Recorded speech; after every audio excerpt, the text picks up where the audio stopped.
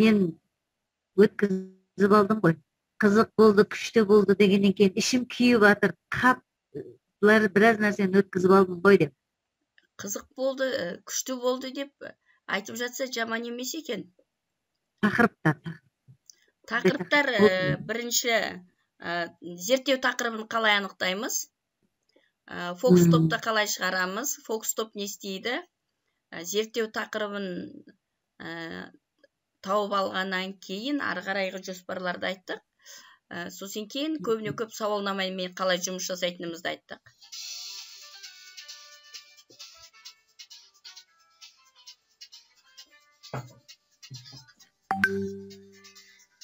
Ең маңызды нәрселер екен бұл. Ұйықтап қалды Кәусар.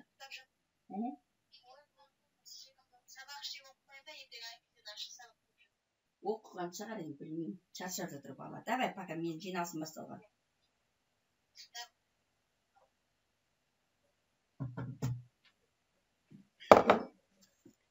Балалар сабақтан кейін келеді.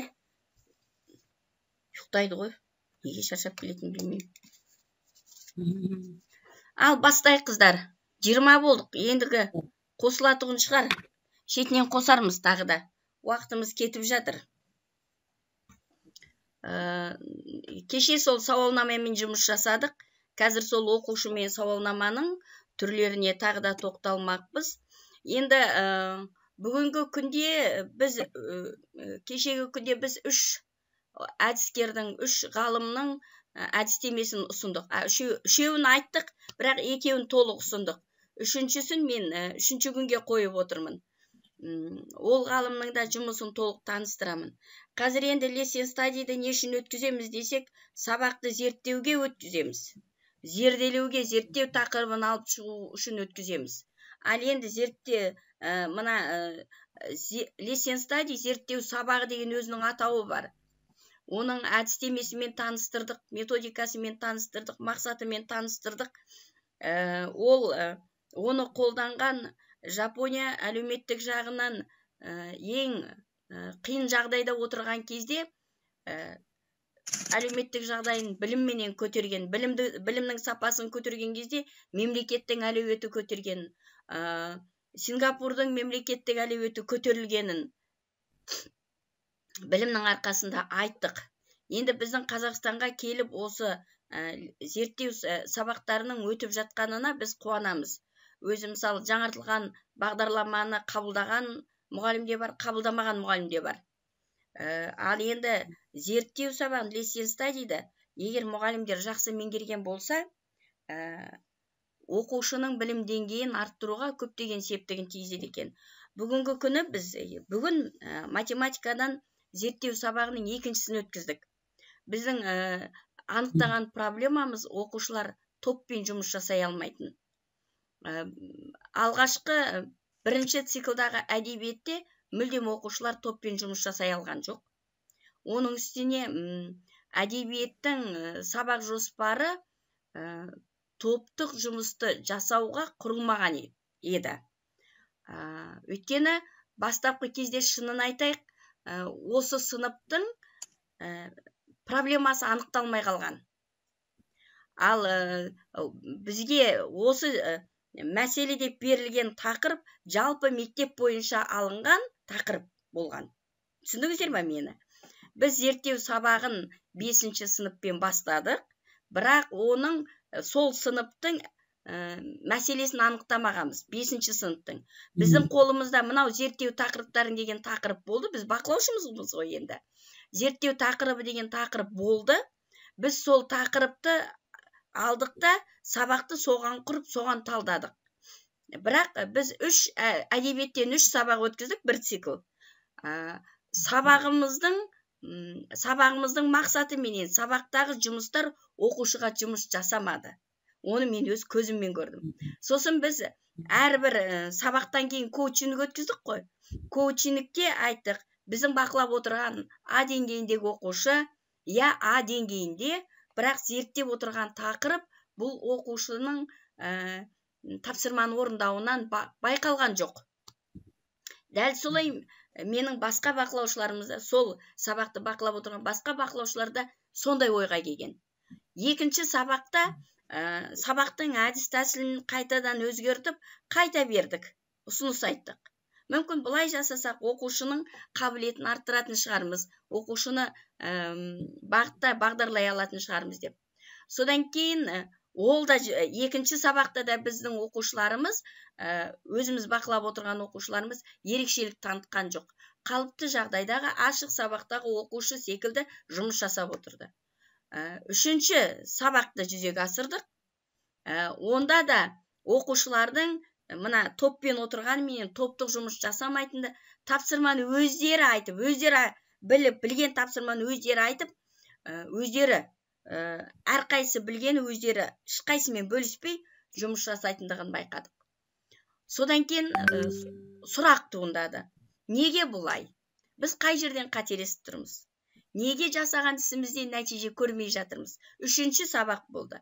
Біздің оқушыларымыз біз бақылаған талапты көрсетпейді. Мына сабақтың зерттеу тақырыбына сай нәтиже көрсетпейді деп таңғалдық. Әдебиет бітті, әдебиеттен нәтиже шықпады деп бағаладық. Енді онда математикадан көрейік дедік. Математиканың бірінші сабағын өткізетін кезде, сол үшінші сабақтың коучингінде осы зерттеу тақырыбы қате секілді дедім мен.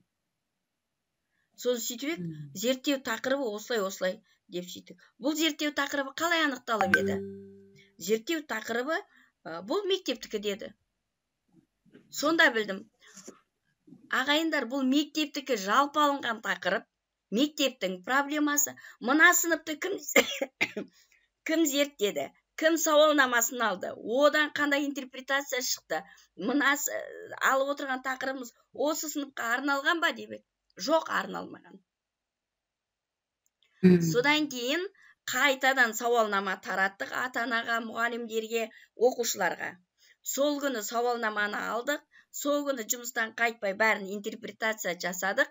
Содан кейін ертеңінде математик мұғалімді алып келіп, бұл сыныптың проблемасы осындай екен.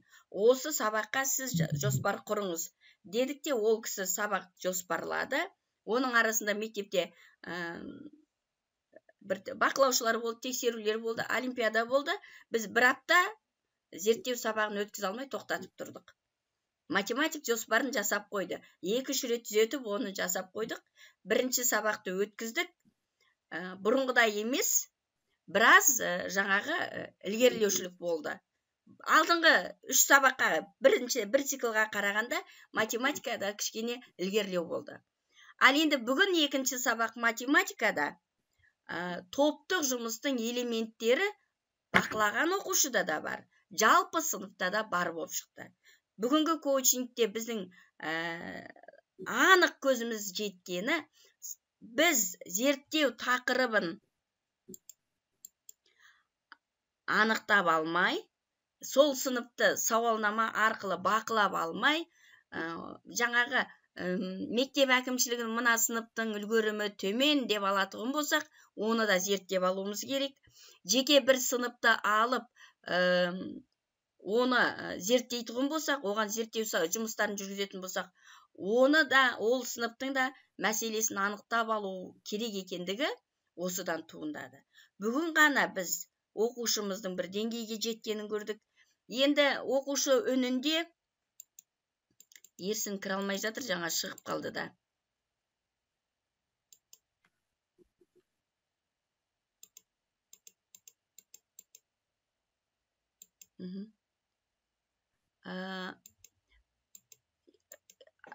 Математика сабағында жаңағы әдебиеттегі зерттеу тақырыбы дұрыс болмағаннан кейін, сауалнама алғаннан кейінгі шыққан зерттеу тақырыбын алдық. Бұдан байқағанымыз, бүгін біздің фокус топтың анық көзі жетті. Егер біз оқушының жан-жақты бақылап, зерделеп алмасақ, зерттеу жұмысы нәтижесін бермейтіндігін көрдік.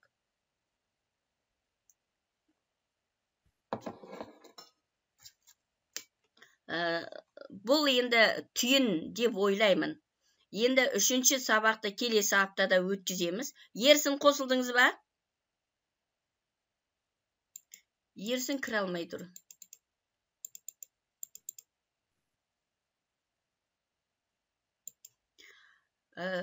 Осы нақты көз жеткізеді деп ойлаймын. Сіздерге түсінікті болған шығар. Енді, мен қайта кетіп қалдым. Енді сабағымыздың негізгі тақырыбына көшейік.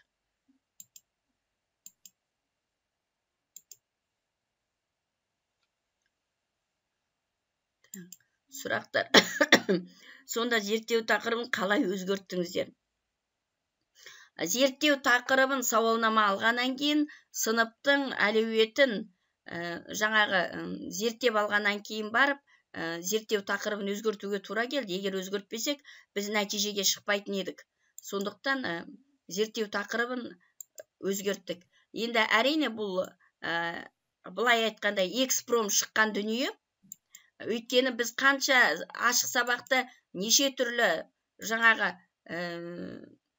тәсіл қолданып, тәжірибе қолданып жатсақ та, ол нәтиже бермейтін еді. Өйткені біздің қойып отырған талабымыз оқушының қалауы емес, оқушының құзыреті емес. Сондықтан ол нәтиже бермейді.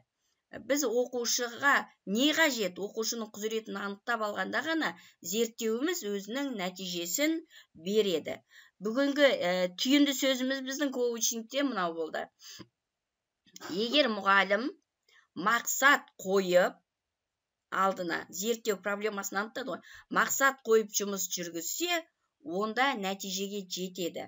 Ал егер нәтижеге жете алмай жатса, онда ол проблемаға қайтадан үңілу керек, қайта қарау керек, содан кейін барып, сол жерде өзіне де жоспарына да түгел түзету енгізу қажет деген шешімге келдік. Ал бірақ мұғалім бүгінгі сабақты өткізіп жатқан мұғалім арасында балалар топтық жұмысқа арнайы тапсырмалар құрастырып келген. Балалар, бұл топтық жұмыс, бұны топпен ақылдасып істеңіздер. Мысалы, сәйкестендіру тапсырмасын берді математикадан. Ондық бөлшекті жай бөлшекке айналдыру жолдары деген тақырып математиктер қатысып отыр, білетін шығар. 5-ші сыныпта. Сонда сәйкестендіру тапсырмасын берді. Бұл енді топтық жұмыс, ақылдасып істеңіздер, сәйкестендірген кезде топпен бірге шешім қабылдаңыздар деді. Сонда топты енді А деңгейіндегі оқушы, зерттеп отырған оқушыда ондай топпен жұмыс істеу қабілет байқалмады. Керісінше топтың басқа мүшелері, мен топты басқарушы боламын деп, немесе бірден топтағы оқушыларға тапсырма беріп, мынаны сен орында, мынаны сен орында деген жұмыстарды көрдік. Бұл мұғалім тапсырма бергеннен кейін оқушы топтық жұмыстың элементтерін пайдаланып икемделе бастады. Мен зерттеген оқушы бақылаудағы оқушы А деңгейіндегі оқушы, жан-жақты дамыған, математикалық қабілеті өте жақсы, барлық есепті уақытында шығарып отырады. Жаңағы сәйкестендіру тапсырмасында ол топтағы оқушыларға басшылық жасаған жоқ, ұйымдастырған жоқ. Бірақ бір оқушы қате жазса, оны түзетті, және оның неге олай екенін айтып, сөйлеп, оған кеңес беріп отырғаны мен бақылап отырмын. Содан кейін есептерді орындаған кезде мұғалім сол есептерді арттағы сабаққа қатысып отырған оқушылар адамдарға көрсетіңдер деді. Ол бала біздің қасымызға келді, менің қасыма келді, мен алдымда осы есепті қанша минутта шығардың деді, 3 минутта шығардым деді. Мен бұл есептің шығару жолын білмеймін дедім, мен әдебиеттен сабақ берем дедім. Егер мына есеп қате десе, сен қалай дәлелдейтін едің дедім. Ол маған дәлелдеп берді. Оның математикалық қабілеті өте жақсы, пәннен үлгерімі жоғары, танымдық көзқарасы қалыптасқан, оқуға деген ынтасы зор. Жаңағы біз іздеп отырған А деңгейіндегі білім жағынан қабілетті. Ал енді оның әлі көшбасшылық қабілеті шыңдалмаған. Яғни көшбасшы болуға ұмтылмайтын бала екен. Мен оған келесіде сен топтық жұмыста топты ұйымдастыра аласың ба? Оған шамаң жете ме? Дедім. Сонда кішкене маған таң қалып қарады.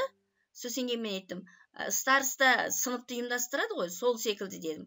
Яғни сыныптағы мен бақылап отырған оқушыда топта көшбасшы болу деген ұғым әлі қалыптаспаған. 5-ші класс қой. Енді бастауыш сыныпта, ол сыныпта топтық жұмыстар аз жүргізілгенге ұқсайды. Әйтпесе, бастауыш сыныпта да оқушылар меңгеріп алады ғой топтық жұмыста. Келесіге біз өзіміз бақылап отырған оқушыларға бірден топ басшысы осы А, Б, С деңгейіндегі оқушылар топ басшысы болсын деп шештік. Бүгінгі коучингте. Енді пән мұғалімі соған сай жұмыстар жасап келетұғын болды. Сіздерге мен ол жұмысты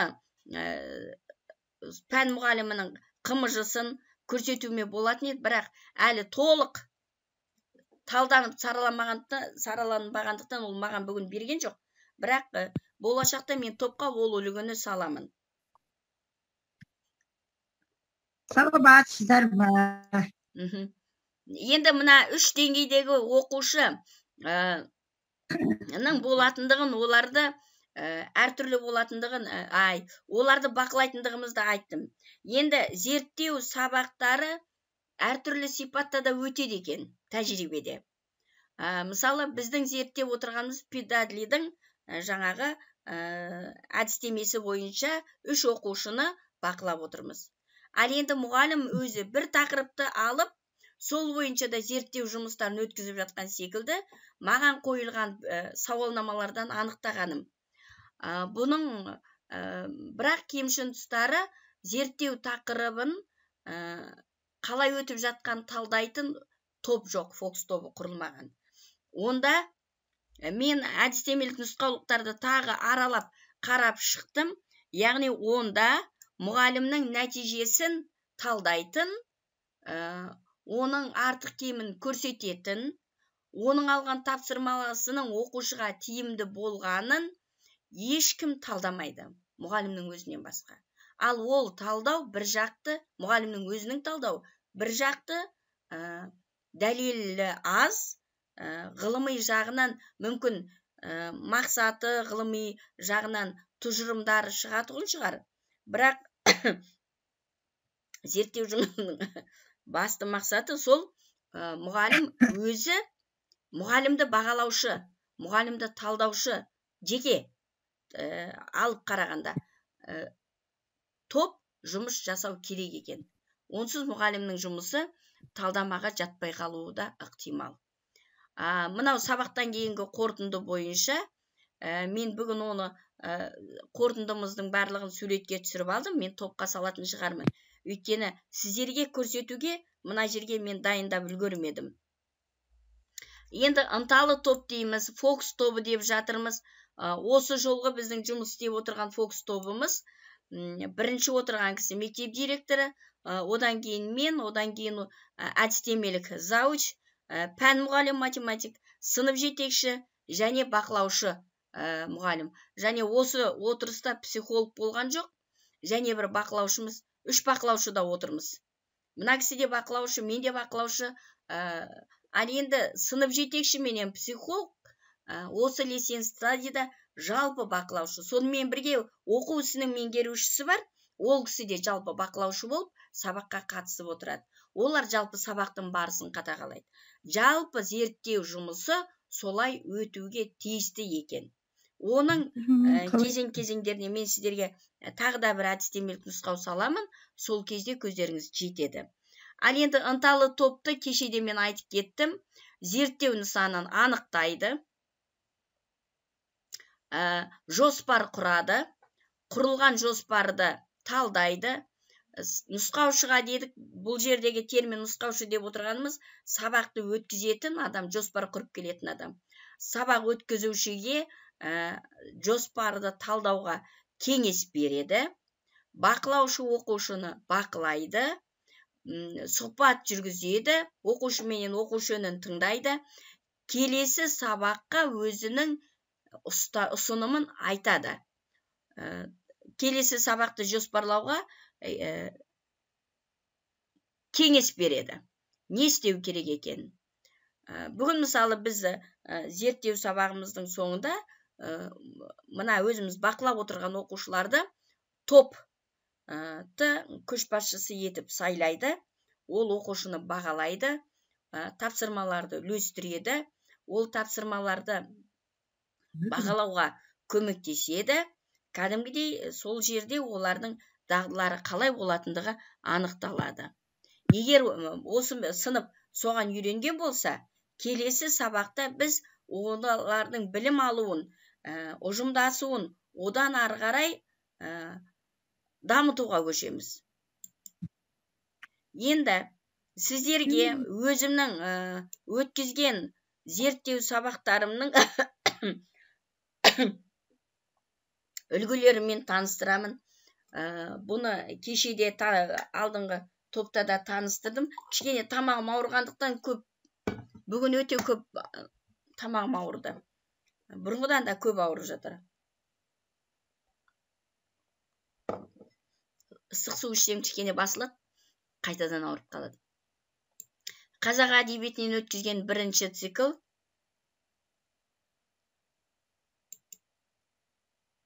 Сабақ жоспарын талдап өткім келеді. Бұл жерде басты назар. Қазақ әдебиетінен? Иә. Бұл әріптестер 2018 жылы өткен сабақ жоспары, сондағы сабақтың талдауы. Міне, сабақ жоспарын міндетті түрде бекіткіздесіздер мектеп әкімшілігіне. Одан кейін зерттеу сұрағын жазасыздар. Зерттеу сұрағы мысалы сол кезде де топтық жұмыс арқылы оқушы үлгерімін жақсартуға бола ма деп оқушылардың сауалнамасынан анықталған. Жалғыз оқушылардың сауалнамасы емес, пән мұғалімдерінің, ата-ананың және оқушының. Үшеуінің сауалнамасын интерпретация жасаған кезде осы сөйлем, осы сұрақ шығып тұрды. Соны сабақ жоспары етіп алдық. Енді бұл жерде сабақтың материалдары онсыз да түсінікті. Мұндай сабақта мұғалім барын салып, не білет, соның бәрін пайдалануға тырысады. Қазір тіпті сабақтың слайдпен емес неше түрлі сервистерменен өтеді. Енді қараңыздар, Махамбет Өтемісұлының шығармаларын қайталай отырып, топтық жұмысы арқылы оқушы білім деңгейін арттыруға бола ма деген, немесе деңгейін арттыру деген мақсат. Бұл 2018-де жаратылған жаңартылған бағдарлама мақсаттары болды ғой. Сол мақсаттарға қарай біз оқу мақсатын, сабақ мақсатын қойып отырмыз. Яғни онда автор бейнесін анықтау керек, онда көркемдеуіш құралдарды тану керек, шығарманы талдайды, есте жазады. Бұл барлығы істейтін шығарма. Соның ішінде көбі деп солай тілдік мақсаттарды да бәрін анықтайтығымыз. Оның бәрі сіздерге қазір оны қатырастыр о жағынан.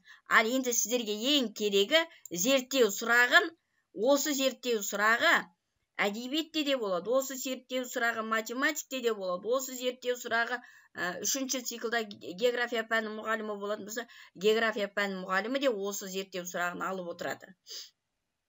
Ал енді мына сабақтың мақсатын өз пәніне қарай жинақтайды. Бұл түсінікті болған шығар, иә? Енді әдіс тәсілдерді әрине. Енді бұл жерден тағы сіздердің көретіндеріңіз сабақты алдында сіз талдайсыз ғой. Бірінші қымыржын жасап алып келген кезде А деңгейіндегі оқушыларды. Біз бірақ мына жерде сыныпты тұтас талдағамыз. Қазір 3 оқушыны бақылайды. Мына жерде сыныпты тұтас талдадық. Сонда А деңгейіндегі оқушыларды бөлдік. Б деңгейіндегі оқушыларды бөлдік. Сабақ жоспары менен оқушылар таныс болмайды, бұны мұғалімдердің алдына қоясыз. С деңгейіндегі оқушыларды бөлдік. Бұл жерде сабақты бақылауға бірнеше мұғалімдер бөлінді. Осы 26 оқушыны мен 4 топқа бөліп өткіздім. Сонда мына сабақтың соңында ол әдіс тәсілдерді міндетті емес көру сабақтың соңында міне топқа бөлдім. Бұл енді өте күрделі сабақ болды. 60 минутқа жоспарладым ғой деймін. 60 минутқа жоспарладым. Мен 4 топқа бөлген кезде мына А деңгейіндегі оқушы тұр міне. С деңгейіндегі оқушы тұр. Мына топқа бөлгенімді бақылаушы мұғалімдердің алдына қойып қойдым. Ал бұны оқушылар білмейді. Қайсы А деңгейде, қайсы Б деңгейде, қайсы С деңгейде. Енді кейбір аймақтарда С деңгейін жоғары деп алып, А деңгейін ең төменгі деңгей деп алғанда аймақтар бар екен. Ол мына сандардың орны ауысқанменен мақсат ауыспайтын шығар. Бірақ мынаны ескерсе керек. Республика бойынша жоғарғы деңгей А деңгей деп қабылданғаннан кейін жаңағы рефлексияны берген кезде, анықтама берген күннің өзінде де сыртқы бақылаушылар немесе рефлексияны талдаушылар үздік оқушыны А деңгейі деп қарайтұғын болса, талдау кезінде қателесуі мүмкін. Сондықтан ұстаным республика бойынша қалай қабылданды, солай жасаған дұрыс деп ойлаймын. Мына топта да оқушылар осылай бөлінді. Әр оқушыны, яғни Б деңгейіндегі оқушылар осылай отырады, С деңгейіндегі оқушылар осылай отырады. Бір топта 3 С деңгейіндегі оқушы болған, одан кейін А деңгейінде. Енді бұл кездегі бақылаушы, бір бақылаушы 3 оқушыны бақылады. Адан біреу, С-дан біреу, В-дан біреу. Солай топтастық. Ал енді осы сыныптың 9 сабақтан кейін деңгейінің көтерілгендігі соншалықты. Кейін осы балалар сол қалыпта ары қарай қалды да, осылардың мына А, Б деңгейіндегі оқушылардың барлығы ұбт-ны жоғары балл алып грантқа түсті. Нәтиже деген сол ғой енді. Мына ерекше куәлікке алтын белгіге ұсынылды, бірақ ерекше куәлікке бітірді. Бір сабағынан 4 шықты ғой деймін, әліпбек Іңкәрдің. Басқалардың бәрі де сондай болды, бір сабақтан 4. Анау бұрынғы бастауыш сыныптарынан тексерген кезде журналдан бір сабақтан 4 шығып, алтын белгіге ұсынылса да шықпады. Бірақ осы оқушылардың барлығы грантқа оқуға түсе алды. Ал бұның ішінен зерттеудің нәтижесі, мына С деңгейіндегі оқушылардың көбі Б деңгейін ауысты, Б деңгейіндегі оқушылардың көбі А деңгейінде ауысты. Тек өте бір бұл жерде тіпті жыл соңында 3-ке бітірген оқушы болмады, қалмады. Барлығы 4-ке бітірді. Айтайын деген бұл сабақ жоспары бойынша осы еді. Енді бұл жерде сабақтағы әдіс тәсілдерде сабақтағы қойылған мұғалімнің оқушыға қоятын талабы да оқушыны дамытады. Енді екінші циклда қандай ерекшелік болды? Екінші циклда жаңағы топтық жұмыс арқылы оқушы үлгерімін жақсартуға болама деген проблеманы, мәселені алып отырдық. Енді ондағы мен сабақтың мақсатын қалай қойдым? Топтық жұмыс арқылы Абай шығармаларын қайталай отырып, оқушы үлгерімін жақсарту деп алдым. Яғни, қандай нәтиже күттім, оны да жаздым. Күтілетін нәтиже Абай шығармаларынан оқығандарын бекіту, қайталау арқылы оқушы тұлғасын дамыту. Дедік, бұл жерде енді кішкене жалпы алынды. Ал енді зерттеу нәтижесінде 3-ші циклға келген кезде оқушылар Абайдың тұлға тану концепциясын толық ұқты. Өздерінің алдарына мақсат қоя алды. Мақсаттары сол, қандай адам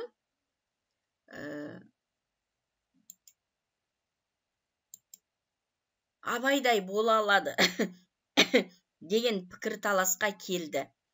Бұл жерде де Абайдың барлық шығармаларын талдадық. Поэзиялық шығармаларды лирикалық талдау мен прозалық қара сөздерін, тақырып пен идеясын қара сөзге байланысты талдау жұмыстарын жүргіздік. Бұл жерде мен сіздерге ерекшелеп айтайын деген 3 циклда да жаңағы зерттеу тақырыбы сақталып, сол зерттеу тақырыбына сай жұмыстар жүргізіліп отырады. Енді үшінші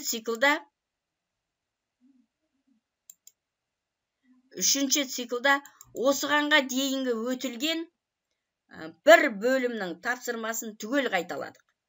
Түгел содан оқушылардың не ұққанын, бұл енді сол кездегі оқушылардың айтуы бойынша мына сабағыңыз бізге емтиханнан да жоғары болды ғой деді. Бұл жерде де сол топтық жұмысымыз қалды. Сабақтың мақсаты өтілген тақырыптарды қайталай отырып, топтық жұмыс арқылы оқушылардың дағдыларын жетілдіру, алған білімді қолдана алуына жағдай жасау. Бұғанға дейінгі қандай білім алды, соны қолдана алуға жағдай жасауым керек болды. Бұл жерде топ сарапшылары бәрі болды. Бұл жерде оқушылар ең соңында қандай, яғни әрбір мен оқыған заңдарда Міржақыптан бастап дауысын микрофонды өшіріп қойыңыздаршы. Нұрбұлақ орта мектебі. Нұрбұлақ орта мектебі, микрофонды өшіріп қоясыз ба? Өшірем. Иә, мен де өшірейін деп жатқам. Ойын бөлініп кетті. Түймедағы әдісінде, мысалы, мына жерде суреттер болды. Ол суреттер бірінші Міржақып Дулатовтың шығармаларынан болды. Мынау 4 топқа да таратылды. 4 топқа бір топ Міржақып Дулатов талдаса, бір топ Шәкәрімді талдады. Енді бір топ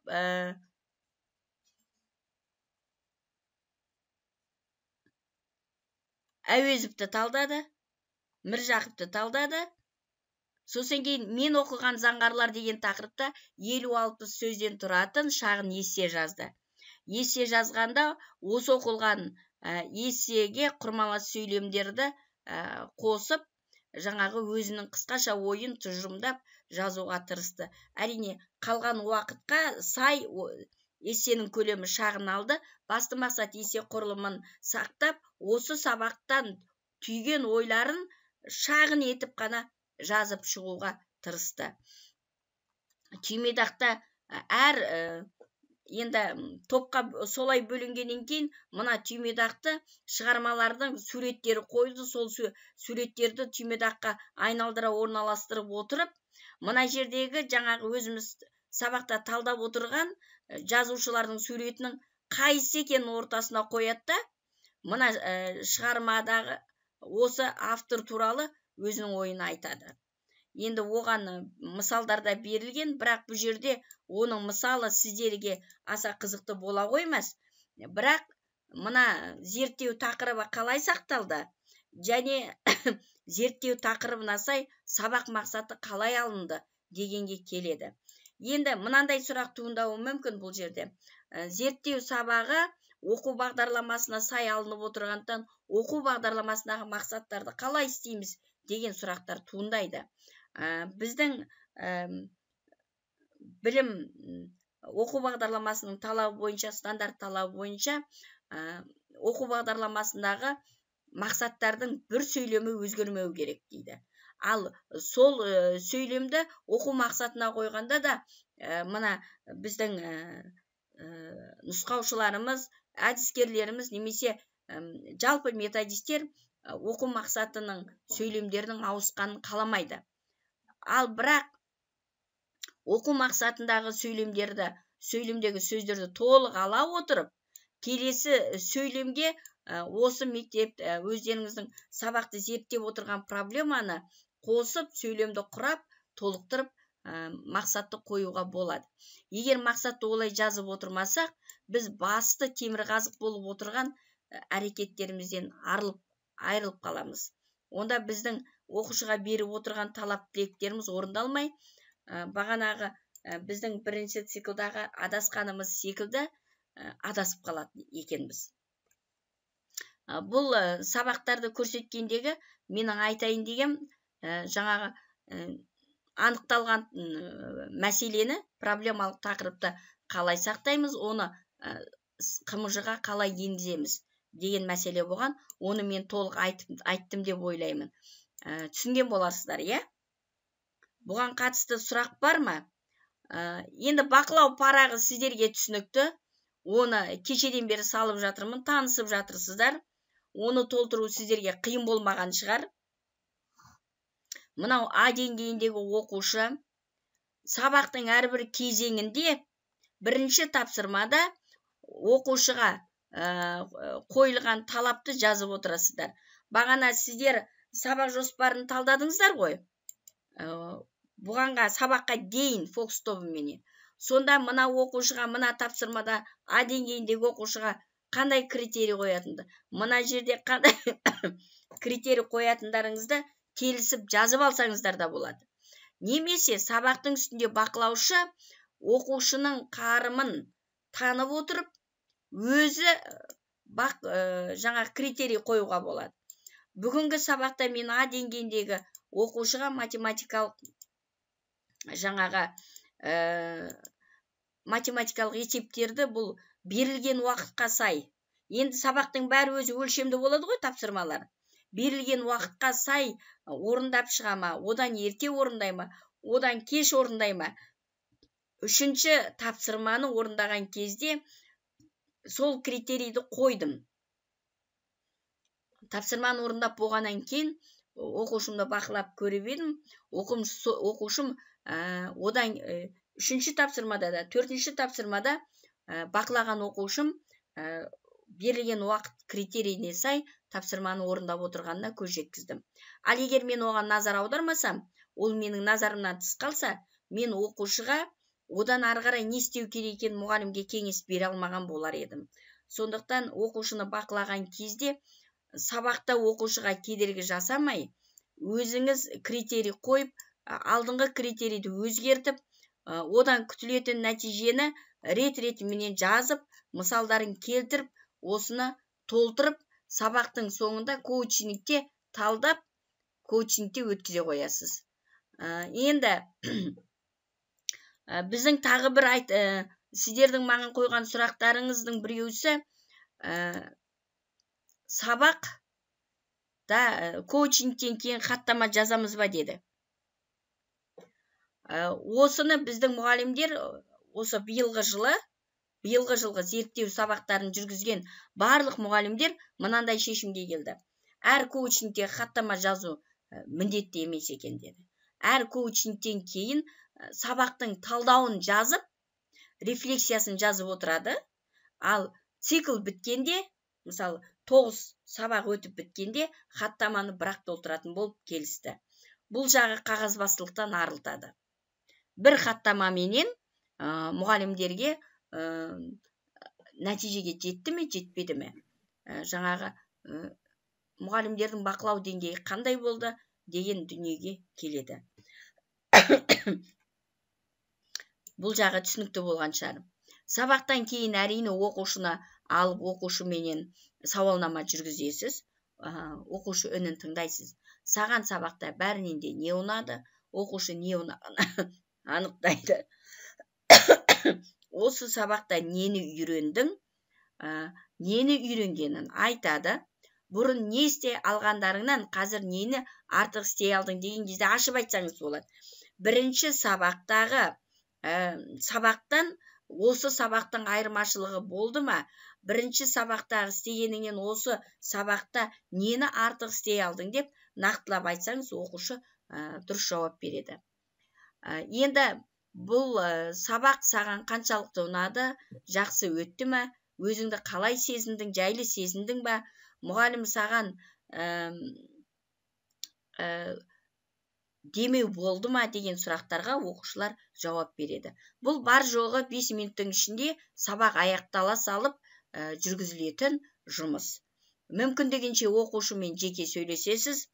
Және осы сіз өз оқушыңызбен, бақылаған оқушыңызбен жұмыс жүргізіп тұрған кезде басқа бақылаушы өзінің оқушысымен бір ретте бірдей жұмыс жүргізеді. Енді өзіңіздің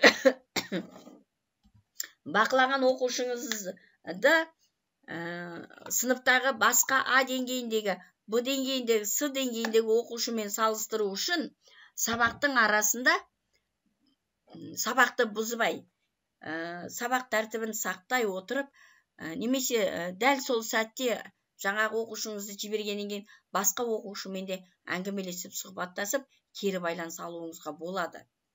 Өйткені сіз назарды бақылауған оқушыңызға ғана салып отырыңыз. Ал енді сынып бойынша басқа сол деңгейдегі оқушымен салыстырсаңыз, оқушыға беретін кеңесіңіз табылады. Сондықтан да сіз барлық оқушыны бірдей назарда ұстап, өз оқушыңыздың нәтижеге жетуін бағыттап отырасыз.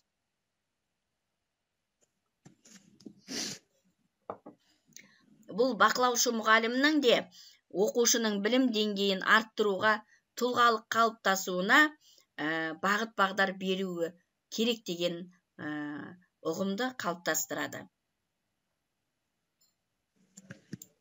Ератати, жаңағы кестені әр сабақ біткеннен кейін оқушыға сол сұрақтарды қойып, сразу толтырып отыру керек. Сабақтың үстінде жүргізіп толтырып отырасыз. Сабақ басталады, ұйымдастырушы бар, сол ұйымдастырушы, завуч бізде ұйымдастырушы. Сол кісі және бір қызымыз бар, соны шығарып, сабақтың талдауымен бірге, бақылау парағымен талдау парағын бірге сіздің алдыңызға қойып қояды. Сіз соны аласыз. Сабақ қымыжы жоспарымен бірге қойып қояды. Сіз соны, енді қымыжымен сіздер оғанға шейін де танысыз. Алдыңызда тұрса да тұрмаса да болады. Жаңағы рет-ретіменен жазып отырасыз, соңынан қорытындылап бересіз. Енді сіз өзіңіз бақылайсыз. Яғни бұл сіздің өзіңіздің таңдап алған тақырыбыңыз бойынша бір сыныпта алып бақылау жасайсыз. Бұндай lesson study'дің түрі бар. Жеке профильдегі мұғалімнің өзін-өзі бақылауы дейді. Бұл қалай жүзеге асады? Яғни сіз бақылаушы емессіз, сабақты өткізуші мұғалімсіз. Осы фокус тобында барсыз. Күнделікті сабақта қамтитын негізгі сегменттер дейді, негізгі сабақ элементтерін аласыз, жобалау сұрағын қоясыз. Яғни мен оқу мақсаттарын қою және жеткізу, оқушылардың үлгерімін бағалау және табысты сабаққа жете алып жүрмін бе? Бұл бір жағынан Ерсіннің кешегі маған сіздерден бөлек қойған сұрағына келеді. Ерсін, мынаны жақсылап тыңдап алсаң, сіз ары қарай бағыт алып кете аласыз. Сонда бұл сұрақты жаңағы оқу мақсаттары бар ғой. Оқу мақсаттарын дұрыс қойып сабақта, оны дұрыс оқушыға жеткізе алып жүрмін бе? Оқушылардың үлгерімін бағалағанда табысты сабаққа жете алып жүрмін бе деп қойған. Қарасаңыздар, бұл жерде енді бірнеше проблема тұр. Осының біреуін ғана алуға болады мұғалімге, жеке бақылаған кезде. Тек қана оқу мақсаттарын дұрыс қойып, оқушыға дұрыс жеткізе алып жүрмін бе деп те қой. Осы бір мақсатты да алуға болады. Нақты, күрделі, әрі нәтижеге жеткізетін мақсат. Немесе мен сабақта оқушы үлгерімін бағалау арқылы табысты сабақ өткізіп жүрмін бе деп те қоюға болады. Бұл жерде мынандай өте көп мақсатты бірден қойып алсаңыз, өзіңізге ауыр болады. Сонда сіз неден бастайсыз? Ең бірінші, осы мақсаттың ең нөлдік деңгейін аласыз. Қолданылмаған. Сіз әлі қолданған жоқсыз, сіздің идеяңыз. Нөлдік деңгейден аласыз, сонда мына сұраққа жауап бересіз, нөлдік деңгейде өзіңізді. Сізді бақылаушы адам бар. Оқу мақсатын нақты әрі түсінікті жеткізу үшін және оқу материалын толық қамту үшін не істедім? Біз БЖВ алған кезде ата-анаға рубрика береміз ғой. Сіз сол оқу мақсатын жеткізген осы мақсатыңыз үшін рубрика жасап аласыз. Сол рубриканың нөлдік ең төменгі деңгейін қарайсыз. Қолданылма кездегі. Соған жазасыз. Мен мынаны бүгін бастадым, осы мақсатты бастадым деп. Одан кейін оқушылардың үлгерімін бақылау үшін не істей аламын, және оларды жетістікке жеткізу үшін не істеймін деп өзіңіз мақсат қойдыңыз. Мақсат қойдыңыз, сол мақсатты жүзеге асырасыз. Осы топтың ішінде осы жоба Ерсінде бар екен. Енді бірақ Ерсін өзін-өзі осылай бақылап жүрме. Нөлдік деңгейден бастапқы деңгейге қалай барды? Бастапқы деңгейден дамытушы деңгейге қалай барды? Дамытудан қолдануға қалай барды? Қолданудан қандай жаңашылдық алды? Осылай талдау керек. Сіз зерттеу тақырыбыңызды осылай талдауыңыз керек.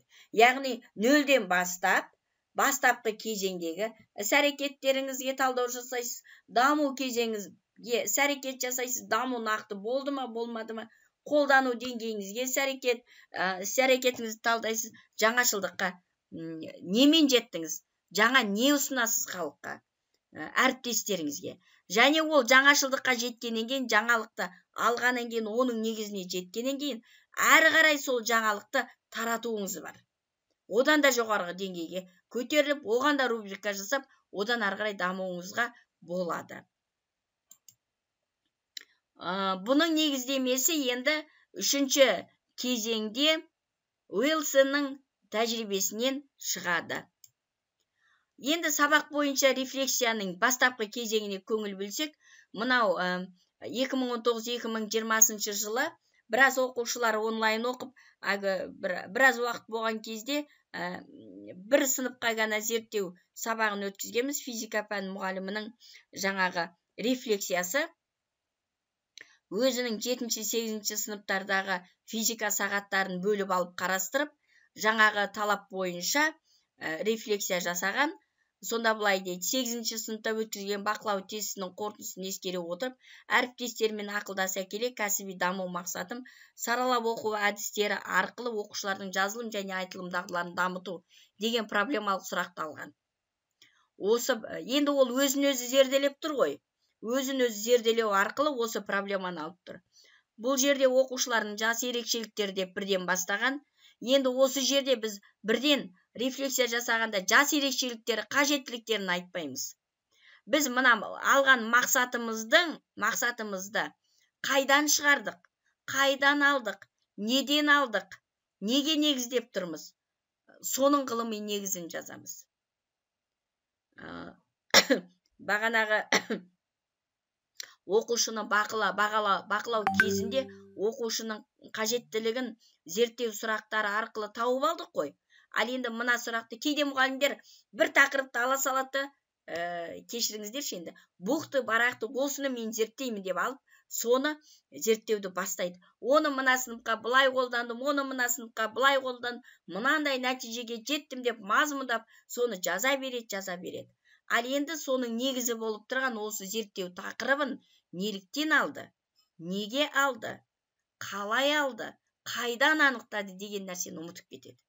Сіздер рефлексия жасаған кезде бастапқы кезеңнен алыңыз. Осы тақырыпты неліктен алдыңыз? Оның оқушының қажеттілігін өтеу үшін алдыңыз ба?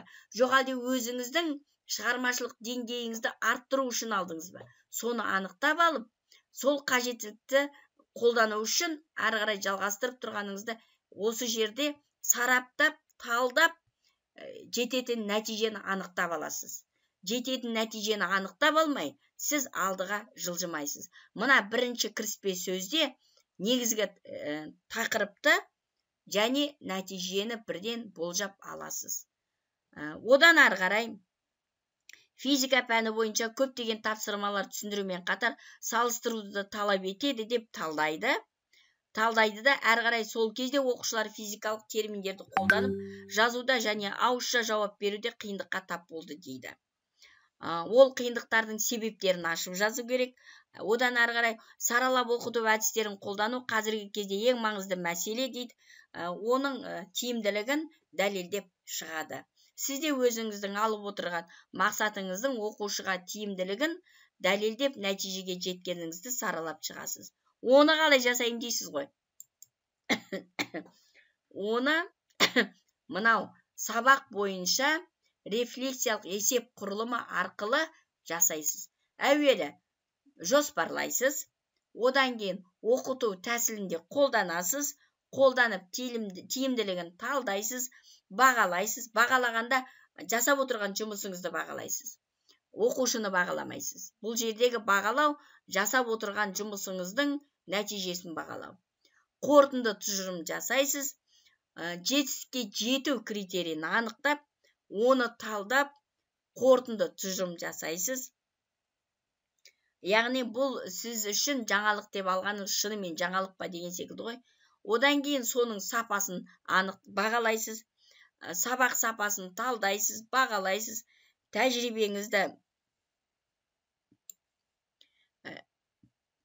тәжірибеңізбен кәсіби қоғамдастағы әріптестеріңіздің тәжірибесін дамытуды болжайсыз.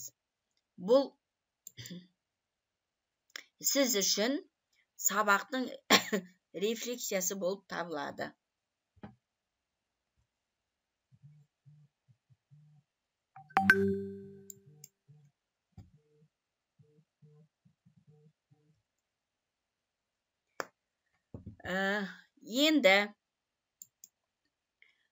Бұл енді бүгін біздің жұмыс тобымыз осы зерттеу жұмыстарын жүргізудегі. Бұдан біз не алдық? Енді біраз бұрында қатысып отырған ұстаздарымыз бұны біледі. Зерттеу сабағы не берді дегенге келетін болсақ, жалпы мұғалім сабақтағы тәсілді дұрыс таңдау жақсы нәтиже беретіндігін түсінеді.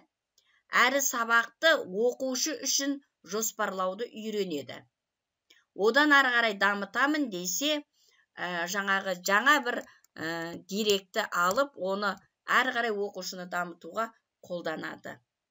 Бұл жерде мен мынаны айтқым келеді. Жай, егер сізге ашық сабақ өткіз десе, сіз былай істейсіз.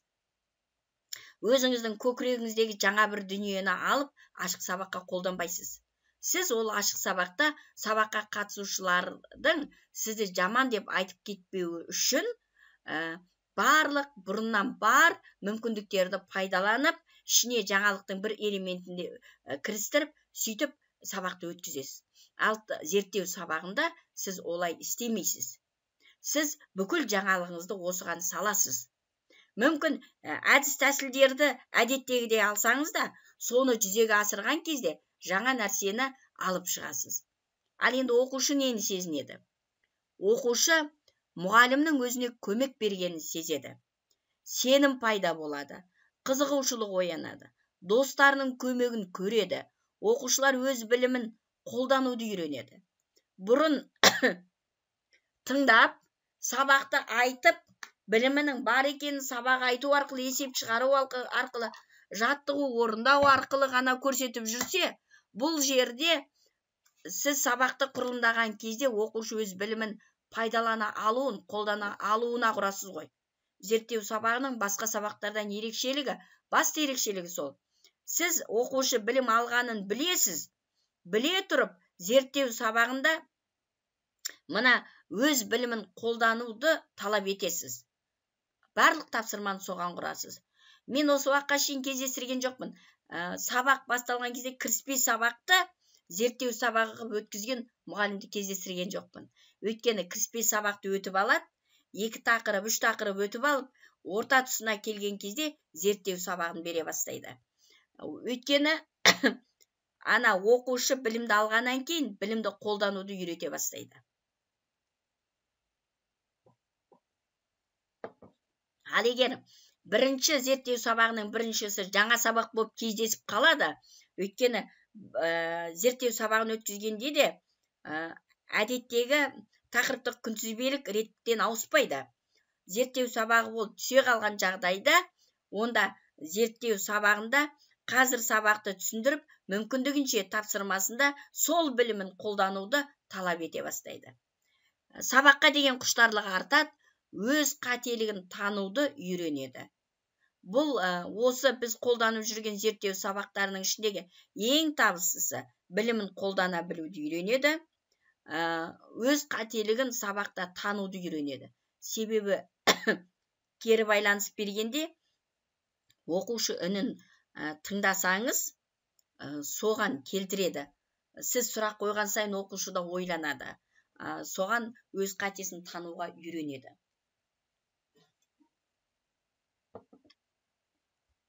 Ал енді тізбектелген сабақтарда мұндай мақсат қойылмайды. Мұғалім қоймайды ондай мақсатты. Себебі мұғалім ол үшін жаңағы оқушы үшін жұмыс жасамайды. Тізбектелген сабақтарда мұғалім көбіне көп өз тәжірибесін танытуға, өзінің шеберлігін танытуға құрады. Ал оның сыншы жұмыстары сол тәжірибенің жүзеге асқандығын мақтайды, немесе даттайды, немесе жетілдіреді, немесе ұсыныс айтады деген сөз. Ал АБС деңгейіндегі оқушыларды бақылауды үйренеді. Бақылаушы оқушы деңгейіне қарай тапсырма құрастыруды үйренеді, оқушы үнін тыңдауды үйренеді, сабақ жобалау мен сабақ оны басқаруды үйренеді. Әсіресе бақылау өте қызық болады. Енді lesson study'де біріншіден білім беру мақсаттарын жүзеге асыру жолында ынтымақтастыққа, жұмысты бірлесе командамен істеуге үйретеді. Ол жүзеге асады. Тіпті бұрын жақтырмай жүрген адамыңның өзіменен осы lesson study'да тату болып кетесің ғой. Екіншіден, мұғалімдердің тест пен үй тапсырмасы арқылы алған мәліметіне қарағанда, сабақтағы бақылау үстінде көптеген мәлімет алынады. Мысалы, тест беріп біз оқушыларды бағалаймыз, диктант алып бағалап жатамыз ғой. Сөйтіп оқушының білімін бағалап жатамыз. Ал сабақтағы бақылау одан да үлкен жетістіктерге жетелейді. Көптеген мәлімет береді. Бұл мәліметтер оқушыны дамытуға жұмсалады. Тақырып жайлы түсінігін қалыптастырады, көптеген өзгерістің бар екендігін оқушыда дәлелдейді.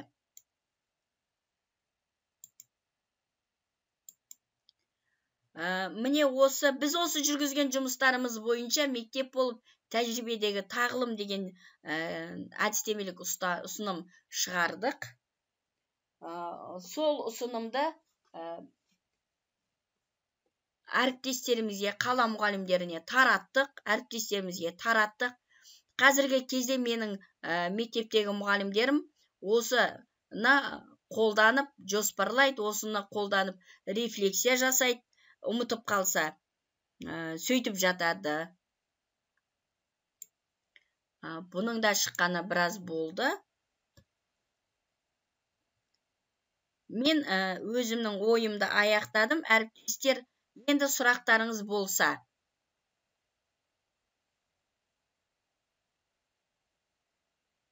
Сіздерді тыңдауға әзірмін. Ойбай, тоқтаңыз.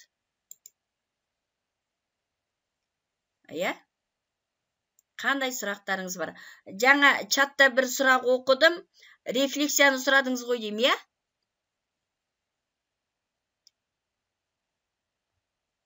Менімше, рефлексия туралы сұрақ болған секілді болды. Солай ғой деймін. Сұрақ қоя беріңіздер. Енді бейнелеріңізді ашып отырсаңыздар болады. Мен кіммен сөйлесіп отырғанымды көрейінші. Кіріктірілген сабақ туралы айтып кетсеңіз дейді. Айгүл, сен өте шебер мұғалімсің. Кіріктірілген сабақтың зерттеу сабағына қатысы жоқ. Кіріктірілген сабақтың мақсаты бөлек. Зерттеу сабағында кіріктірілген сабақтардың қолданылуы мұғалім үшін де оқушы үшін де өте күрделі болады деп ойлаймын. Және оның мақсаты бөлек. Кіріктірілген сабақтың мақсаты бөлек. Онда кіріктірілген сабақта мысалы әдебиет, тарих, информатика сабағы кіріктірілетін болса, осы сабақтағы тақырыптардың ұқсастығы ғана оқушыларға жеткізіледі. Ал сіз одан оқушыны бақыламайсыз, ондағы оқушыдағы мәселені анықтамайсыз. Бұл тәжірибеде қолданылатын сабақ, бірақ оның жаңағы зерттеу сабағынан мақсаты мүлдем бөлек. Сондықтан кіріктірілген сабақ арқылы мен өзімнің зерттеу тәсілімді анықтаймыз десеңіздер қателесесіздер деп ойлаймын. Бұл сарапшыға Апай, ол Айгүл тізбектелген сабақты сұрағысы келген шығар деп ойлаймын. жоқ, Тізбектелген. бар екен, ондай әріптестерде бар екен. Lesson study деген кіріктірілген сабақ. Мен ол lesson study'ді кіріктірілген сабақ түрінде өткіземін деп жатқан әріптестер бар көрінеді. Мәселе содан туындап тұрған шығар. Ал енді мына Мәселе содан туындады ғой. lesson study'дің методикасын беріңіз ол әріптестерге, Айгүл. Олар оқысын, таныссын. Содан кейін барып кіріктірілген сабақты өткізем десе, онда ол ғылыми жаңалық ашатын шығар.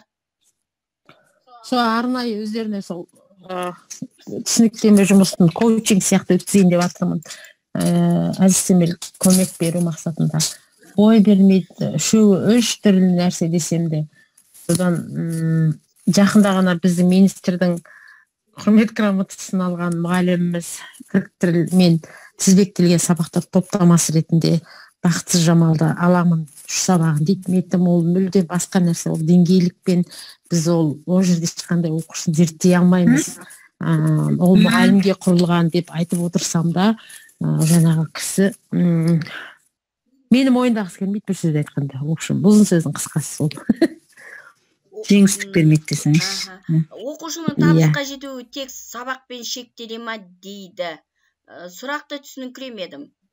Оқушы сабақтағы біліміменен табысқа жетсе, табысы одан ары қарай дамуын түрлі конкурстарда көрсетеді ғой. Ал енді конкурсқа қатысып, одан бір нәтиже шығарып жатса, ол сол сабақтардың нәтижесінен болады. Егер оқушы одан ары қарай, мысалы мен айтып отырмын ғой, жаңағы 2018-дегі сабақ қымыжыны көріп отырсыздар ғой. Сондағы сол сыныппен өткізген жұмыстарымнан кейін сол оқушылардың деңгейі жоғары деңгейге шықты да, оқушылар табысты мектепті аяқтады. Ол жетістік қой енді. Қазір өздерінің салаларында жоғарғы оқу орнында білім алып жатыр. Ал енді қазір біз зерттеу сабағын мектепте қайта-қайта өткізіп дәндеп алдық қой, енді үйреніп алдық. Мұғалімдердің бәрі білет. Біз методикаға аса көп көңіл бөлмейміз. Егер бір жаңалық болып жатса, мұғалімдер білет. Бізде тек қана өткізу, талдау, сараптау, дамыту бар. Зерттеу сабағын дамыту бар. Мектеп болып қолға алсаңыздар өте тиімді деп ойлаймын. Енді оны мақтаудың қажеті жоқ, онсыз да түсініп отырсыздар ғой енді. Мені бір нәрсе өкіндіреді. Осы зерттеу, тәжірибедегі тағылым еңбегіңізді сатып алуға бола ма? Бұл қалған жоқ, өзі 100 дана шыққан. Қазір сатып алып қойған әріптестеріме әлі поштаға салмай бір 6-7 тұр. Оның біреуі Айгүл. Әлі алған жоқ. Поштаға жете алмай жүрмін. Менің сабағым біткенше поштам жауып кетеді, үлгермей қаламын. Сонымен жүрген жағдайым бар. Жіберем, Айгүл, жіберем кітабыңды. Ератати. Иә. Ана жаңағы штраф сізге.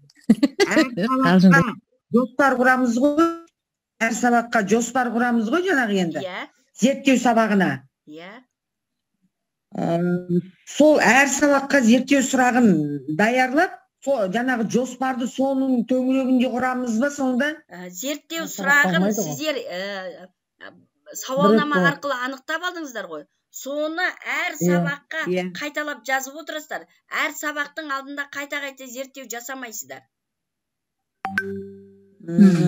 Сол бір жаңағы зерттеу сұрағымен барлық циклді атқарып шығуға болады ғой. Иә, бір зерттеу сұрағыменен 3 циклді 9 сабақта алып шығасыз. Оны математикада солай қолданады, оны физикта солай қолданады. Тіпті 9 сабақты тек қана бір сабақпен алып шықсаңыз да, сол зерттеу сұрағыменен нәтижеге бірақ жетесіз. Жаңа сіз көрсеткенде 3 цикл 9 сабақты бірден бір сыныпқа көрсеттіңіз ба сонда? Жоқ, мен 3 сабақты бір сынып, өзі 9 сабақты бір сыныпқа өтесің цикл болғанда. Сонда бірінші цикл әдебиет болды, 3 сабақ. Екінші цикл, ұмытпасам, география болды. Үшінші цикл математика болды. Рахмет. Мирапай, Иә. менде мынандай сұрақ. Біз осы лесін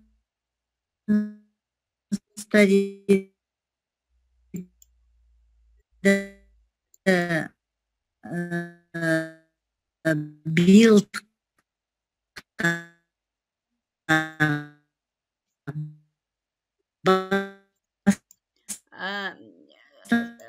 Ханым, сұрақты чатқа жазшы, естілмей жатыр. Байланыс нашар ғой деймін.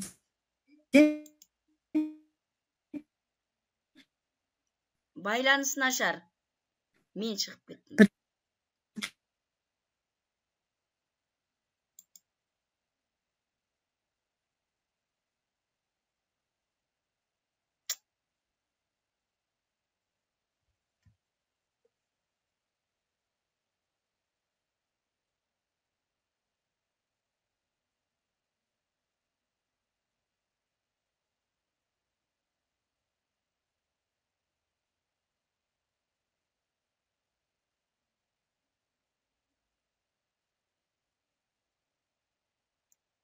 Қоспай отырмын. Мирапайдың төбесінен. Мен шығып кетіп жатырмын сіздерден. Сіздерден мен шығып кетіп жатырмын.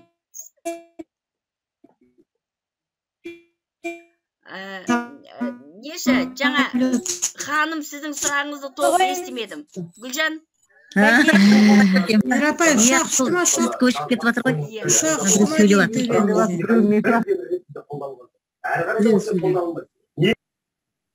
Не сөйлеп жатыр? Біреу сөйлеп жатыр. Біреудің микрофоны ашық. Мен шығып кетіп Мирапай? Мирапай, менің сұрағым. Бұлай дейді. Жаңа бір цикл бар ғой, бір цикл сабағы. Бір циклы. Соның бірінші циклында жаңа бір әдісті қолданамыз енді сабақты өту үшін бір әдістерді қолданамыз ғой. Соны айтады, тәжірибелі мұғалім айтады, сол әдісті енгізу үшін біз не істеуіміз керек дейді сабақта. Ол әдісті бір циклдің барлығында қолданып шығуымыз керек дейді. Ал мен айтам, әдісті ауыстыруға болар, бірақ біздің мақсатымыз, зерттеу мақсатымыз басқа ғой. Ана проблеманы шешу ғой. Деп атырмын да, сонда қайсымыздікі дұрыс? Сіздікі дұрыс. Мен әдебиетке қолданған әдіс тәсілім математикаға жарамсыз ғой. Ол келмеуі мүмкін. Математиканың тақырыбына келмеуі мүмкін. Немесе географияның тақырыбына келмеуі мүмкін. Ол әдіс тәсілге оқушы үйреніп алды деп мүмкін география пән мұғалімі қолданады. Бағалау әдіс тәсіліңіз ұнаса, басқа мұғалімдер бағалау әдіс тәсіліңізді қолданады. Немесе жаңағы енді ыстық орындық деген тәсіл бар мысалы, иә? Ол бәріне келе бермейді. Мен ыстық орындықты қолдандым, менен кейін география пәнінің мұғалімі де қолданды. Оған ұнады, оған келді сабағына. Ал енді математик мұғалім ыстық орындықты қолдана алмады. Өйткені оның сабағы келмеді ол. Есеп шығару керек онда. Сіз бұлай айтып отырсыз ба? Жаңағы бір әдіс тәсілді алып, сол барлық пән сол әдіс тәсілді жаңа зерттеу сабақтарында қолданып шықсын дейді ма сонда? Иә, мысалы ағылшын тілі болатын болса, бірінші циклда бір әдісті қолданады ғой, иә? Сол әдісті біз сыныпқа енгізу, үйрету үшін келесі сабақта да бір циклдің басынан аяғына шейін соны қолдануымыз керек дейді. Әдіс тәсілдерді неден сабақтаудан өткізіп жатқан жоқсыздар ғой, сіздер білім сапасын көтеруге жатсыздар ғой. Көрдіңіз ба? Мынандай, менің тәжірибемде мынандай. Бір әдіс тәсілді үнемі қолдансаң, одан оқушы жалығып кетеді. Әрине. Ол оқушыға қызық болмайды. Оқушыға қызық болмаған нәрседен сақ болыңыздар. Енді мынандай, егер жаңағы Нұрша Оразақынованың сатылай кешенді талдауы бар ғой, оны бүкіл пәнге қолданып жатыр ғой қазір. Егер сондай әдіс тәсіл болса, оны соған енгізу үшін бағанағы екінші жеке мұғалімнің проблемалық мәселесі бар ғой, бұл мұғалімнің проблемасы. Мгм. Сол ретінде алуға болады. Ол туралы ертең айтамыз, қыздар. Жаңағы сұрақты сосын мен иә, егер бір тәсіл, мысалы Нұрша Оразақованың сатылай кешенді талдауын алайық. Географта пайдаланады, физикте пайдаланады, математикте пайдаланады, қазақ тілге де пайдаланамыз, әдебиетке де пайдаланамыз. Қазіргі кезде ол кісінің сатылай кешенді талдауын пайдаланбайтын пән жоқ. Иә? Бұндай тәсіл болса, онда болады. Бірақ бұл онда фокус біздің проблемамыз. Онда біз оқушыны бақыламаймыз. Мұғалімнің сол әдіс тәсілді қолдану деңгейін бақылаймыз. Соның оқушыға әсерін, соның оқушыға жетістігін, соны бақылаймыз. Яғни біз бақылаған кезде оқушының әрекетін емес, сол оқушы сол әдіс тәсілді қалай қолданды деген мақсат қоямыз да, сол мақсатпен жұмыс жасаймыз. Болады онда, сондай болса. Ал бірақ жаңағы Фишбун әдісін, немесе жаңағы қандай сұрақ қойды мына жерде, ақиқат жалған деген тәсілді қолдануға болады, бұл қиын тәсіл емес. Келген сәтте қолдануға болады. Және бұл ақиқат жалғанды 9 сабақта, 3 циклда қолданатығын болса, оқушы жалығып кетеді. Бұл соншалықты жаңа сатылай кешенді талдау секілді әр сабақтың мазмұнында жаңа болып тұрмайды. Мен солай ойлаймын. Енді тағы бір сұрақ. Мирапай, мынау 530 бұйрық шықты ғой кешегі аттестация бойынша. Сонда lesson study мен action research деген не жұмыс жүргізу керек. Action research пен депті. Сонда lesson study'miz бұл сабақтағы зерттеуіміз. Ал анауымыз action research дегеніміз мұғалімнің іс-әрекетін зерттеу дейді. Екеуінің біреуін алады. Сонда мен айналысып екеуін бірдей ал деп тұрған жоқ. Егер сіз зерттеу сабағын өткізсеңіз, онда зерттеу сабағын, мен енді оны анықтап оқиын. Ал енді мұғалімнің өз әрекетін зерттеу болатын болса, оған да критериялар қойылу керек. Ол жерде критерийлер бар. Ол Уилсонның әдістемесі бойынша. Ол әдістемені мен сіздерге кеше салдым. Оқып шықсаңыздар. Пит Дадлиді, сосын кейін сол Уилсонның әдістемесін салдым. Ол жерде де 4 жағдайды айтады. Бірақ мұғалімнің жаңағы сатылай кешенді талдауды қолданғаны секілді бір тәсілді алып, соны қолдануы ол.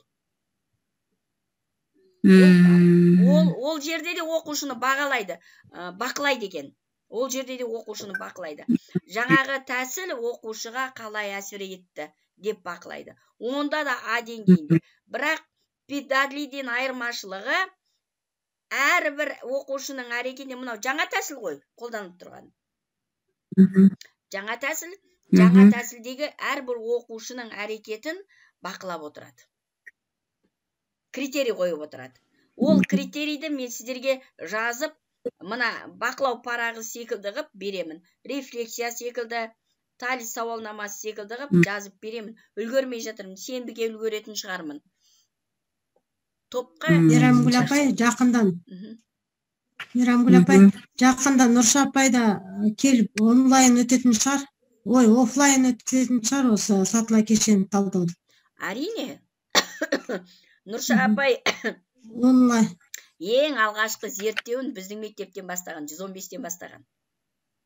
Ең алғашқы фонетикалық талдауын біздің мектептен бастаған. Біздің мектепте ол кісінің группаласы оқыды, ол кісі жалғастырды.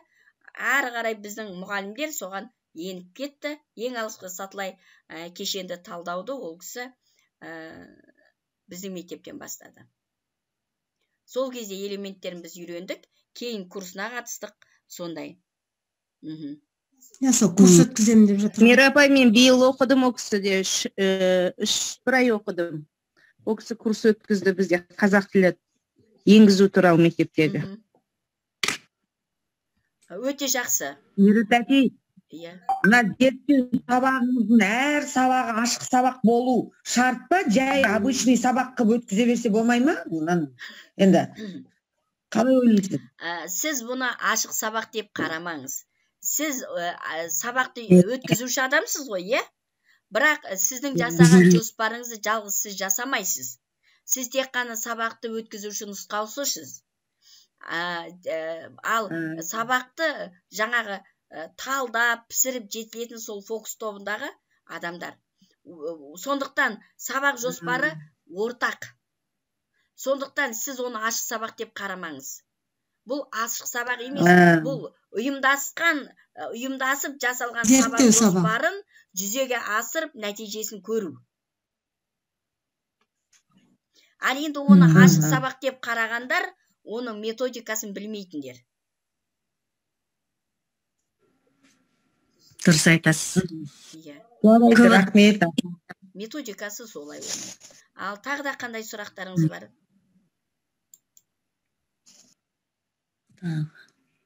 Әрине, математикадан өткен қымыжында салайын, соңғы өткен әдебиеттегі қымыжында салайын, оны кішкене жетілдіріп жатырмыз. Әдебиеттің өткені біз бастапқы кездегі оның жаңағы сіздерге көрсете алмай отырғаным проблемалық мақсатты ұмытып кеткендігіміз ғой. Сабақ, 3 сабақта да оқушының бір сол қойып отырған мәселеге қатысын анықтай алмадық. Ашық сабақ деген сол ғой, белгілі бір мақсат жоқ. Барасың, мұғалімнің шеберлігін көріп отырсың ба, оқушының үлгерімін көріп отырсың ба, әйтеуір бақылап отырып, айтқан кезде мұғалімге айтасың, айтқан кезде оқушыға айтасың, оқушыңды сөйтіп деп жалпы сөйлеп шығып кетесің. Ашық сабақ сондай сабақ. Рас қой енді. Олай емес деңіздерші? Жаттанды ғой ашық сабақ деген. Иә, көбіне көп ашық сабақ өткізген мұғалімдер алдын ала репетиция жасайды, сахнаға шығатын оқушы секілді. Жаттанды. Сосын кейін сол репетициядан шығады. Ал енді лесен стадияда репетицияның қажеті жоқ. Репетиция тұрмақ оқушының маңына барып үлгермейді, мұғалім. Иә. Театрланды деді осы. Қалай бар, солай өтеді, лесен стадияда. Қалай бар, солай. Шолпан, осы сабақтың таныстырылымын ба? Жоқ әлде? Дұрыс сұрақ қойдың кім? Нұрбай, иә? Фокус тобы директордың нұсқаумен бекітілме дейді. Зерттеу сабағы өтетін болғаннан кейін лесен стадияның жоспары жасалады. Бағанағы 3 цикл өтеді ғой. Сол 3 циклда кімдер сабақ өткізетіндігі жаңағы жоспарға еніп отырады. Сондықтан мектеп директоры лесен стадияның өтіп жатқанына бұйрық шығады, фокус тобының құрамына бекітеді, оның жауапкершілігін жауапкершілігіне өзіне қалдырады, не оқушының меңгерушісіне бекітеді. Енді ол мектеп әкімшілігі осы зерттеу сабағының өтілуіне де, кестесінің дұрыс болуына да, сабақтың нәтижелі болуына да толық сабақ кестесі бойынша жағдай жасайды. Оқушыға да жағдай жасайды. Сондықтан олар да келіп сабаққа қатысып отырады. Бірақ олар бақылаушы емес. Иә, Алашыбай. Олар бақылаушы емес, олар жалпы осы сабақтың қалай өтіп жатқандығын бақылау жасап отырады. Ал енді бақылаушылар... Мераппай, көрермендерді кімдер қатысу керек фокус тобына, соны айтыңызшы. Кімдерді? Кімдер кіру керек нақты? Нақты кімдерді қатыстыру керек. Және зерттеу объектісі етіп кімді алу керек дейсіз ғой.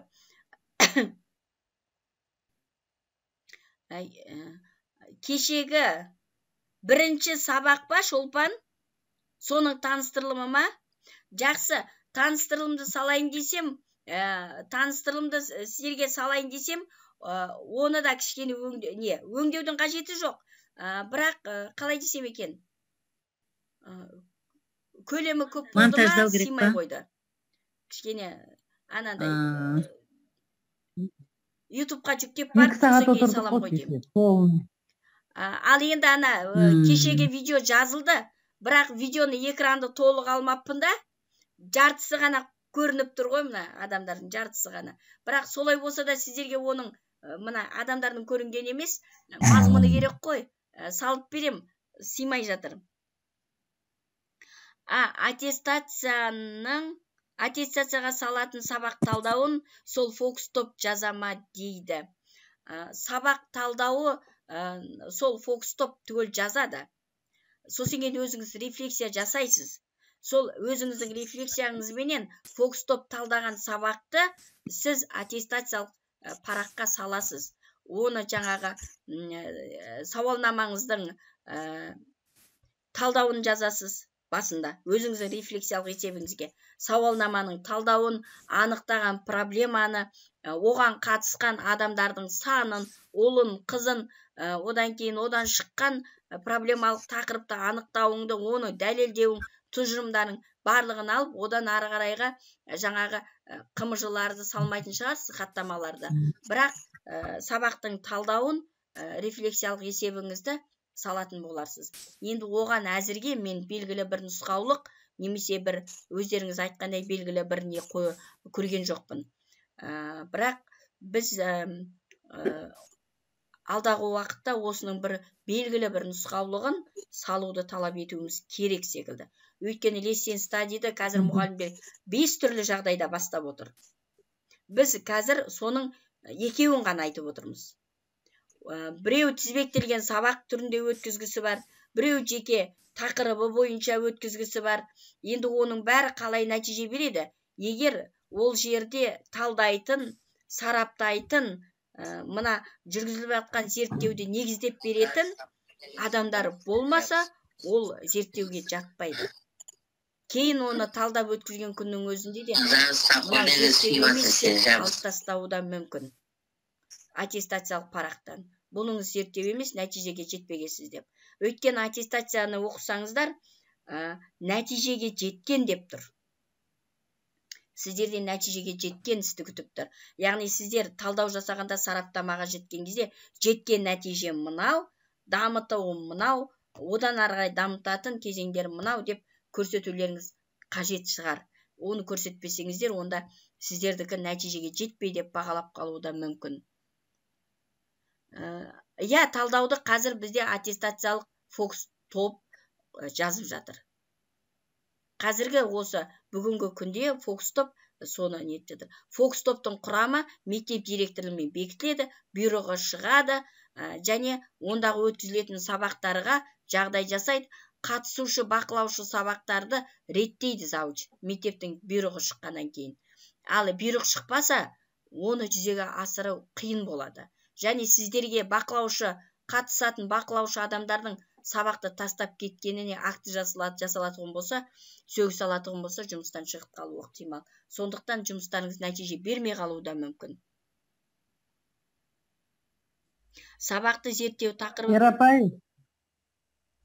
Сабақты зерттеу тақырыбы мектептің тақырыбымен мүлде бірдей болмайды.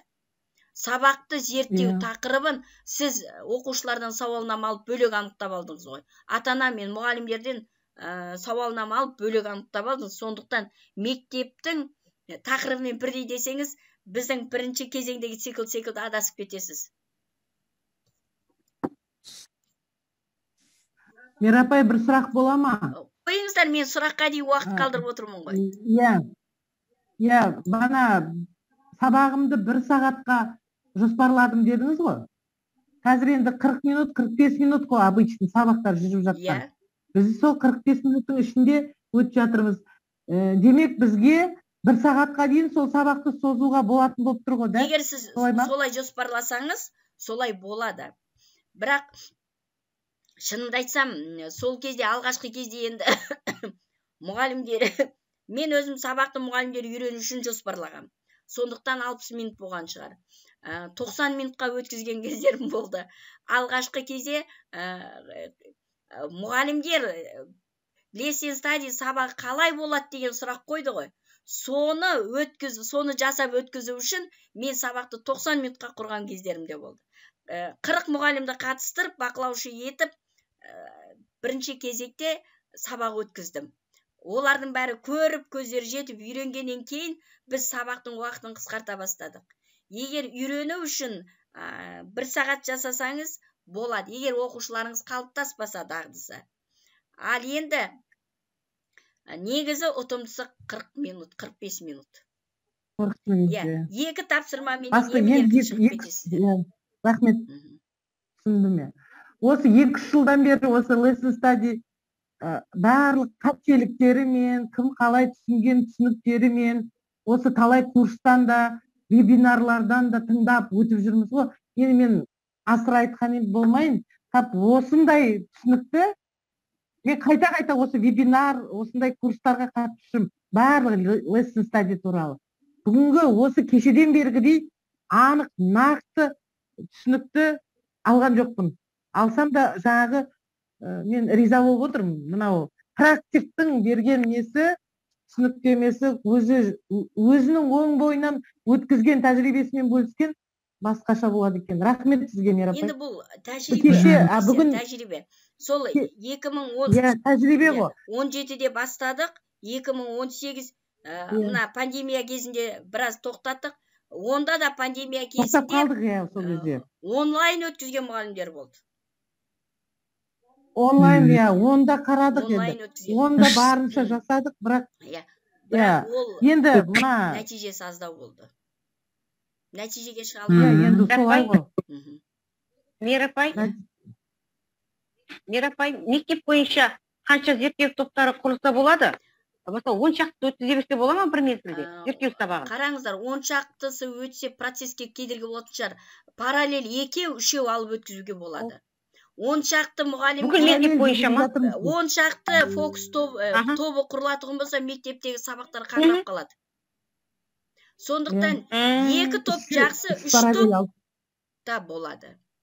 Өйткені, қараңыз, сізде 3 бақылаушы болады. Мына қазір уақыт қанша болды өзі? Қанша уақытымыз бар? 20 уақыт бар екен. Егер сіздер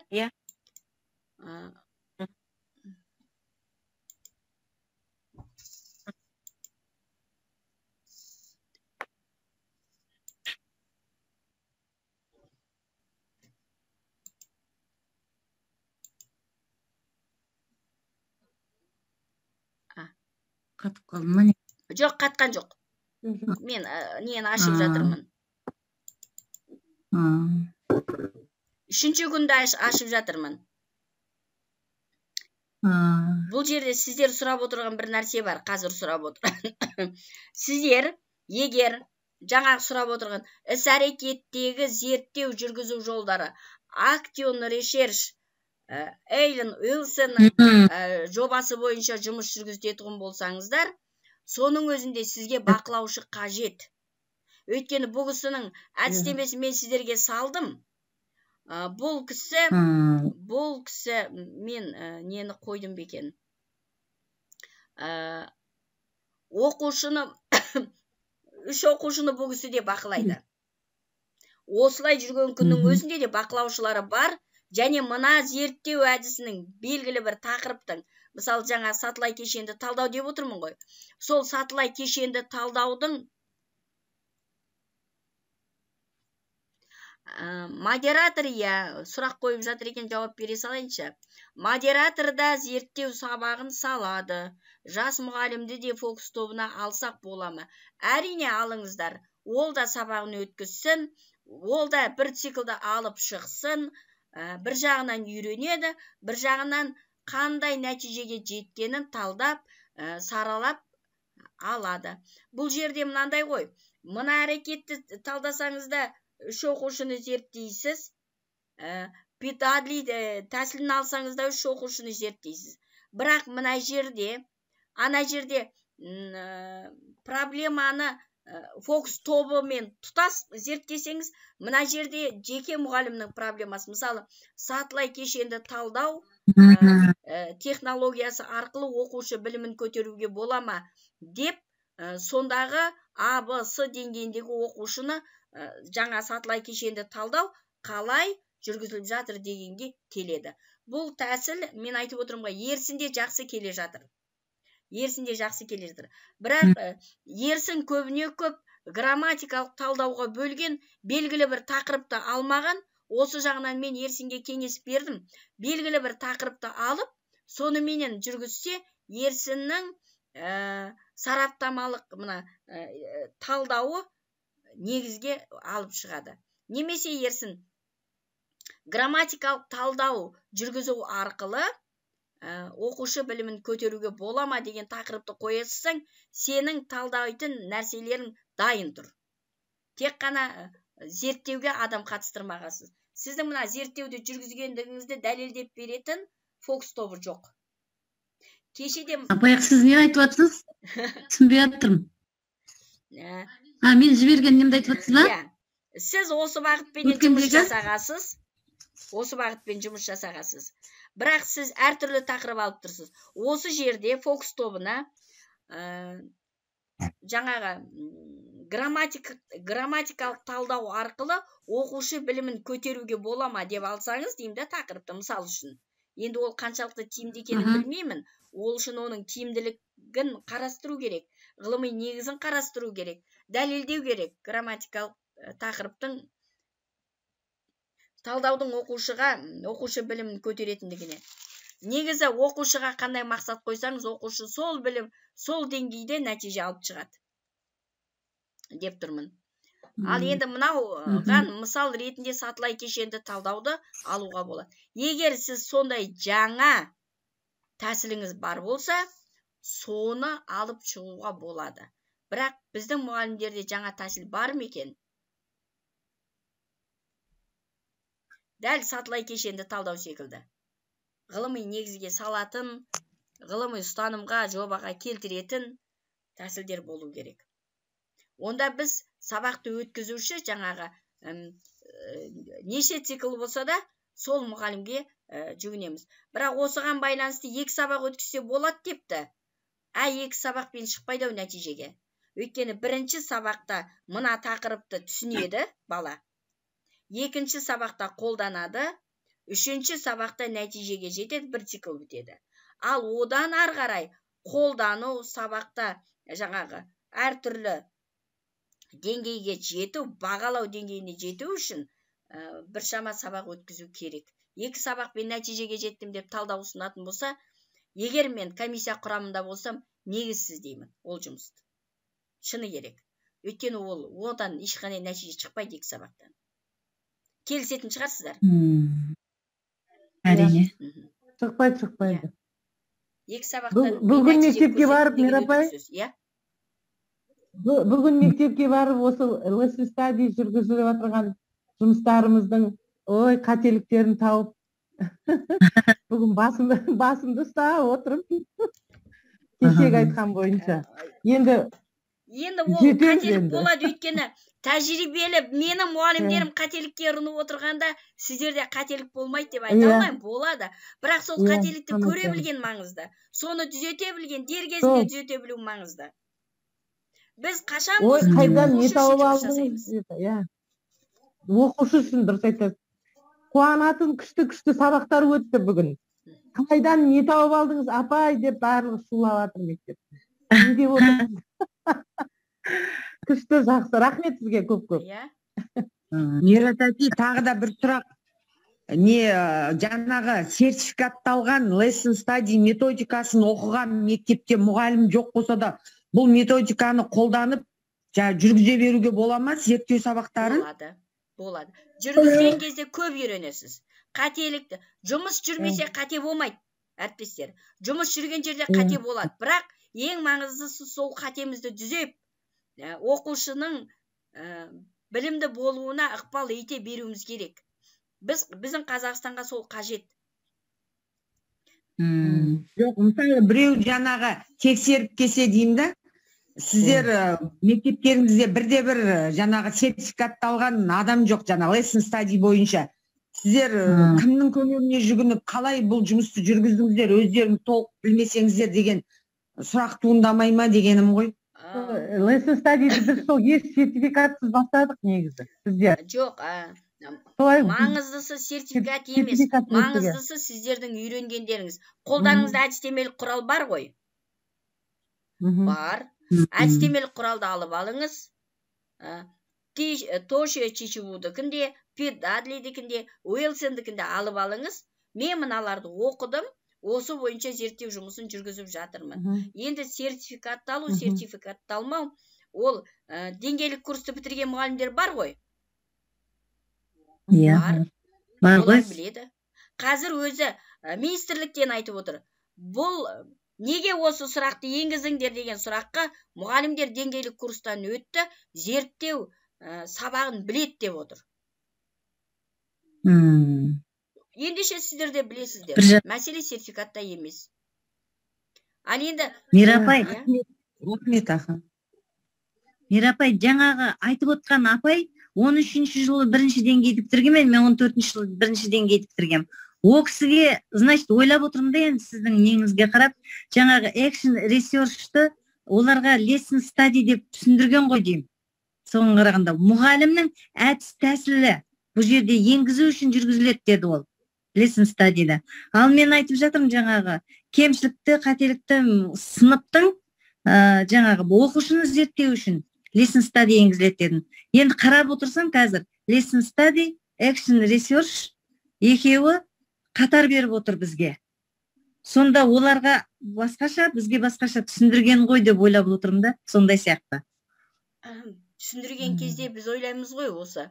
Біздің бір әр адам өзінің 10 қателігін санаса, біздің де қателігіміз көп. Түсіндірген кезде өзім жақсы түсіндіріп тұрмын, оны мұғалімдердің бәрі түсініп алды деп ойлаймыз ғой. Немесе оқушы түсініп алды деп ойлаймыз. Шындығына келген кезде тыңдаушың әртүрлі қабылдайды. Яғни кей жағдайда тыңдаушы әртүрлі қабылдауы мүмкін. Ал енді оның дұрыс-бұрыстығына сіздер жұмыс жасап арқылы көз жеткізесіз. Мұғалімнің негізгі мақсаты естігенін қолданып, оны жаңа нәтижеге көтеру керек. Мүмкін сіз сол жаңағы айтып отырған өзін-өз зерттеуді одан да жақсы алатын шығарсыз. Жаңа бір бағытқа көтеретін шығарсыз.